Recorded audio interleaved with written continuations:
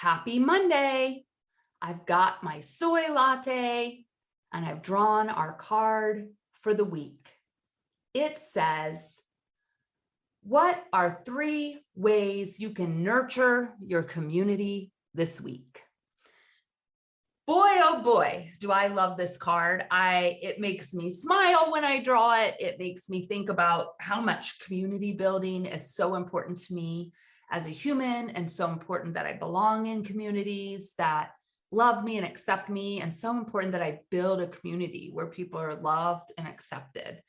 And part of building a community, whether you choose to do that through your email list, a social media platform, in person, like there's a million ways you can build community, right? But part of building the community is to nurture the community, right? So there's like different phases of community building. There's growing it, then you need to nurture it, then you need to connect with the community. So this card today is all about 3 ways you can nurture your community.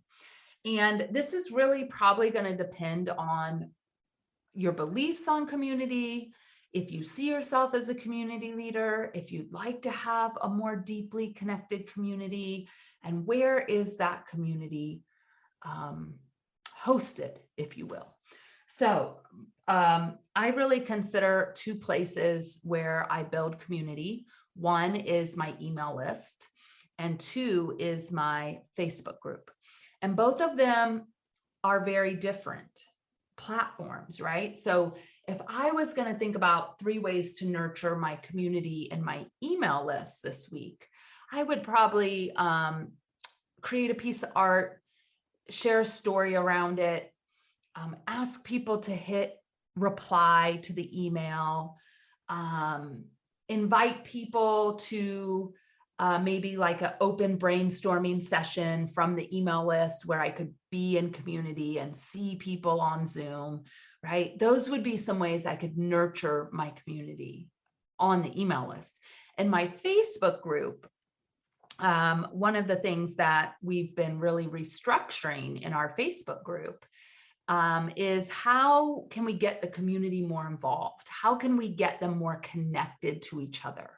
How can we get our community members organized into a directory in the Facebook group, right? And so we've started this. By the way, if you're not part of our Facebook group, feel free to join us, Joyful Business Revolution for coaches and consultants.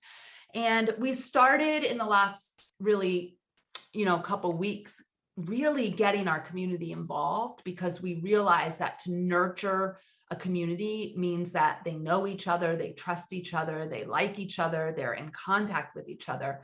And so we've been having lots of discussions kind of behind the brand, if you will, of how does our community building need to evolve? And how can we nurture this community so that they feel so loved and so cherished and so honored to be with us? And us with them too, right? Because a community goes both ways. There's this meaningful contribution from the members to the members, right? And so we've been really diving into community lately. And it's one of the things that totally lights me up in this brand and in the work that I'm so honored to do with coaches and consultants around the globe. So I invite you today to grab a journal and your pen and answer this question.